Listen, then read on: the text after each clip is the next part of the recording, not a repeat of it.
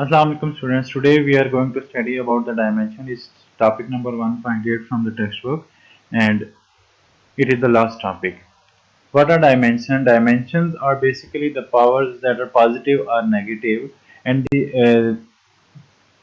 are the powers to which the fundamental units of a system must be raised to give the units of a given physical quantity are called dimension of that quantity.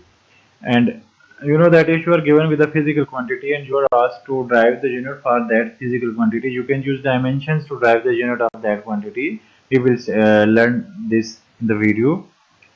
Then each base quantity is considered a dimension denoted by a specific symbol written within square brackets. For example, you can see here the dimension for length, that is length is a base quantity and its dimension is capital L enclosed within the brackets. This is the specific symbol, the symbolic representation of the base physical quantities in terms of dimensions. For time it is T and for mass it is M enclosed within square brackets. Then these are the base physical quantities having the dimension L, T and M. Then other base physical quantities, for example temperature has the dimension K enclosed within brackets. For current it is A, that is ampere enclosed within brackets. For intensity of light it is CD, that is candela enclosed within the brackets. For amount of substance, mole enclosed within brackets. These three are the most commonly used dimensions, and we will use these three dimension of base physical quantities to derive the dimension of derived physical quantities. For example, velocity. So dimension of velocity is the dimension of displacement divided by the dimension of time. Here you can see that L is the dimension of displacement because velocity is displacement divided by time. So L is the dimension for displacement because displacement is length, and then the dimension for time is t. When t will be written in numerator, it will be written as t inverse. Then acceleration. What is acceleration? Acceleration is velocity divided by time. Then dimension of acceleration is dimension of velocity divided by dimension of time. Dimension of velocity is lt minus 1 and dimension of time is t minus dimension of time is t. So when the t denominator will be written in numerator by using the principle basis sum powers add, it will be like Lt minus 1 which is equal to Lt minus 2. There are terms associated with dimension. The first one is dimensional variables. Dimensional variables are those physical quantities which has which have dimensions but their magnitude is variable. For example, force, because force depends upon acceleration as it is clear by F is equal to ma. So when acceleration varies, the magnitude of force is not constant. It varies in different cases. So force is an example of dimensional variable quantities. Then dimensional constants. Dimensional constants are those physical quantities which have dimensions and constant magnitude. For example, the speed of light, its value is constant, magnitude is constant, that is 3 multiplied by 10 raised to power 8 meter per second. Then Planck's constant or gravitational constant, these are examples of dimensional constant. The dimensionless variables are those physical quantities which have no dimension and their magnitude is variable. For example, plane angle or solid angle. And dimensionless constants are those physical quantities which have no dimension and their magnitude is constant. These are basically the pure number as 1, 2, 3, 4. These are dimensionless constants. The reference page is 16 from the textbook. You should read that page. Advantages. By using dimension, we can check the homogeneity of the equation. Homogeneity of the equation means the left hand side dimension or the dimension of the left hand side of the equation must be equal to the dimension of the right hand side of the equation. So if the left hand dimension is equal to the right hand dimension, then we said that the homogeneity exists in that equation and that equation is dimensionally correct. For example, uh, we can understand it with the help of example that prove that the second equation of motion is dimensionally correct. As you know that second equation of motion is s is equal to vit plus 1 over 2 at square. where s is the distance, v is the velocity, t is time, a is acceleration, and t square is time, while 1 over 2 is dimensionless constant. So 1 over 2 has no dimension because it is dimensionless constant. Dimension of left hand side, that is s. S is distance or displacement. So the dimension for distance is L because distance or displacement is length. On the right hand side of the equation, that is VIT plus 1 over 2 AT square. The dimension for velocity is LT minus 1 into dimension for VIT. Dimension for time is T plus 1 over 2 is written as it is. Then dimension for acceleration is written as LT minus 2. Then dimension for T square is T square as here. So T minus 1 and T plus 1, the power of exponent of this t is plus 1. So t minus 1 and t will be cancelled. L will be left here as L plus 1 over 2. T raised to power minus 2 and plus 2 will be cancelled. Then L will be left here as L plus 1 over 2 L. By taking LCM, it is 3 by 2 L.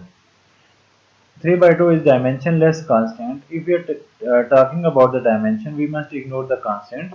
So you can see that dimension of left hand side of equation is L and dimension of right hand side equation is also L.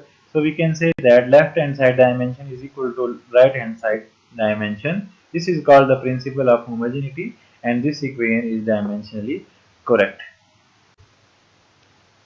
The second advantage of dimensional analysis is that we can derive a possible formula by using dimensions. For example, let's understand it with the help of example 1.5 from the book. It is important because as a board point of view, it is a reduced relation for time period of simple pendulum by using dimensional analysis. So we have to derive a formula for time period of simple pendulum by using dimensions. First, we know that time period depends upon length, mass of bob and gravitational acceleration g, as time period is directly proportional to L raised to power A. Time period is directly proportional to gravitational acceleration g raised to power B, and time period is directly proportional to mass raised to power C. A, B, C are the exponents and we don't know the values of A, B and C. By combining these three results, we can write it as T is directly proportional to L raised to power A, G raised to power B, M raised to power C.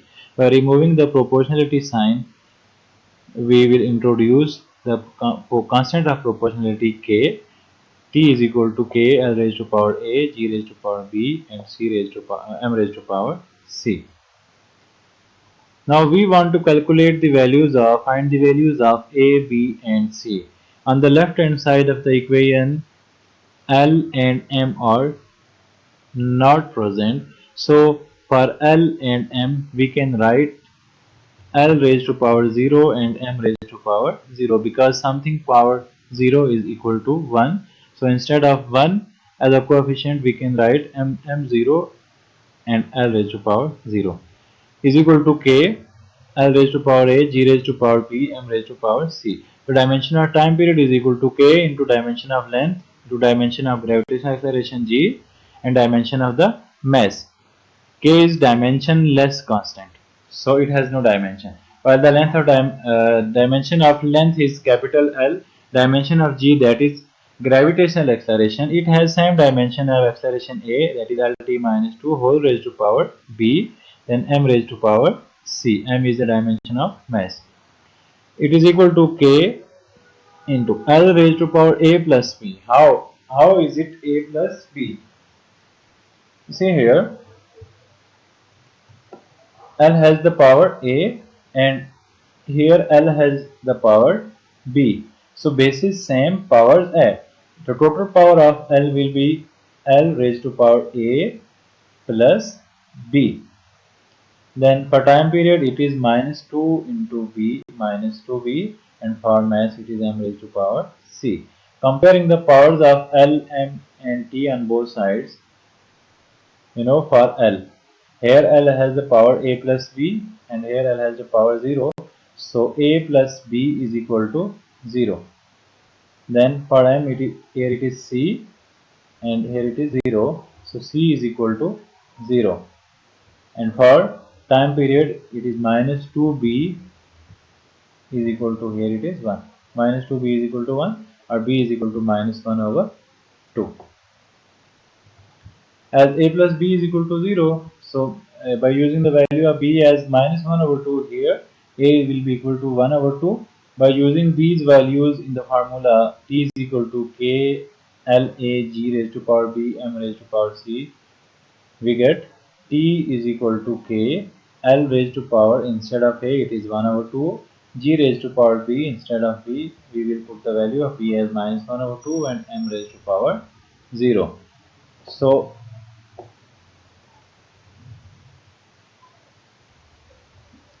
we can write g in denominator with positive exponent as t is equal to k l raised to power 1 over 2, g raised to power 1 over 2, m raised to power 0, it will be equal to 1. So t is equal to k l raised to power 1 over 2, g raised to power 1 over 2. As we know that the power 1 over 2 is equal to the square root, so it will be equal to k whole square root of l over g, where k is equal to 2 pi. So t is equal to 2 pi square root l over g. This is the formula for time period of a simple pendulum. Hope you guys have understand. But if you find any difficulty, especially in this example, the time period of simple pendulum by using dimensional analysis, you must tell me, because this is the important question. I will take a live session next to explain this. Allah Hafiz.